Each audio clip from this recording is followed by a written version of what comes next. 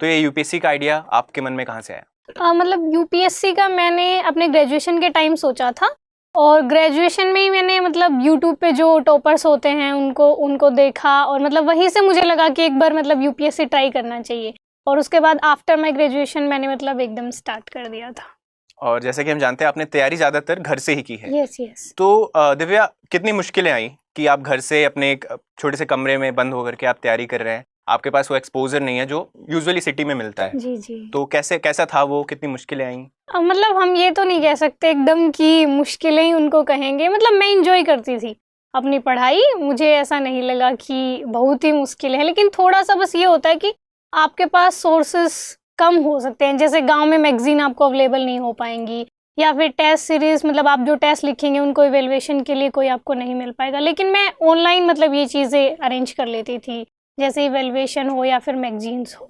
तो दिव्या, जैसे यूपीएससी के जो एस्पिरेंट्स हैं उनके दिमाग में कहीं ना कहीं ये धारणा बनी हुई है कि अगर तैयारी करनी है तो तुम्हें दिल्ली जाना पड़ेगा, मुखर्जी नगर या ओआरएन में रहना पड़ेगा, इसके बिना तैयारी नहीं हो पाती। तो आपकी क्या राय है उस पर? नहीं, मुझे ऐसा नहीं लगता है कि आप अगर दिल्ली आएंगे तो ही आपका सिलेक्शन होगा, बस आपको मेहनत करनी है, अच्छे से पढ़ना है। तो मुझे लगता है वो आप घर पे रह के भी पढ़ सकते हैं, और मतलब अगर आप कंफर्टेबल हैं तो दिल्ली रह के पढ़ सकते हैं।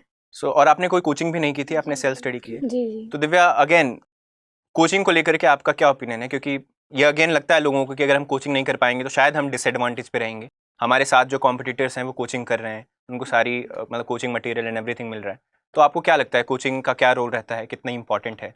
मुझे ऐसा लगता है कि कोचिंग मस्ट तो नहीं है, मतलब ऐसे बहुत से टॉपर्स मैंने खुद देखे हैं, मतलब जो मेरे बैच के भी हैं या पहले भी, जिन्होंने विदाउट एनी कोचिंग मतलब सेलेक्ट हुए हैं। तो मुझे ऐसा लगता है बस कोचिंग से आपको ये फ़ायदा हो सकता है कि गाइडेंस मिल जाती है प्रॉपर, लेकिन ऐसा नहीं है कि कोचिंग ज़रूरी है, आपको अपने आप पे भरोसा रखना है और बस मेहनत करनी है। तो मुझे लगता है वो विदाउट कोचिंग भी बिल्कुल किया जा सकता है। यस। करेक्ट। अक्सर लोग ऐसा कहते हैं कि जो बोलते हैं कि फर्स्ट अटेम्प्ट में क्लियर कर लिया, झूठ बोलते हैं। तैयारी लोग 4-4 साल से कर रहे होते हैं।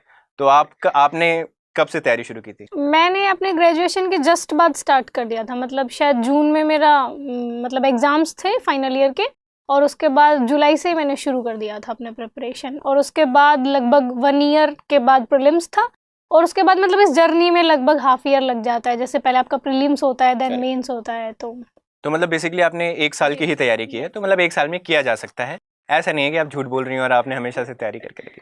बात की ऐसा भी देखा जाता है, मैं इनफैक्ट कुछ लोगों को जानता हूँ जो हिंदी मीडियम से हैं, बट वो कहीं ना कहीं उनका सिलेक्शन नहीं होता है, और वो उनको हमेशा ये लगता है कि ये मीडियम की वजह से नहीं हो रहा है। तो उनको सबसे बड़ा ये लगता है कि हम हिंदी से इंग्लिश चेंज कर लें। कई ऐसे लोग होते हैं जिन्होंने पढ़ाई हिंदी में की है, बट वो चाहते हैं कि हम इंग्लिश में चेंज करके इंग्लिश में पेपर दें। मतलब जिस लैंग्वेज में आप एकदम कंफर्टेबल हैं, जिस लैंग्वेज में आपको लगता है कि आप अच्छे से मतलब अपने आंसर्स को एक्सप्लेन कर पाएंगे, आपको वो चूज करना चाहिए। मैं मतलब मीडियम डजंट मैटर मच की, मतलब इससे फर्क पड़ेगा कि आपके पास कौन सा मीडियम है, और इस बार का रिजल्ट देख के शायद मुझे लगता है ये परसेप्शन चेंज होना जाना चाहिए कि सिर्फ मीडियम वजह होता है सिलेक्शन ना होने का। करेक्ट। सो करीब इस बार टॉप 110 में तीन चार लोग हैं। टॉप 20 में भी 2 लोग हैं शायद। अब स्टेजेस के हिसाब से चलते हैं प्रिपरेशन की।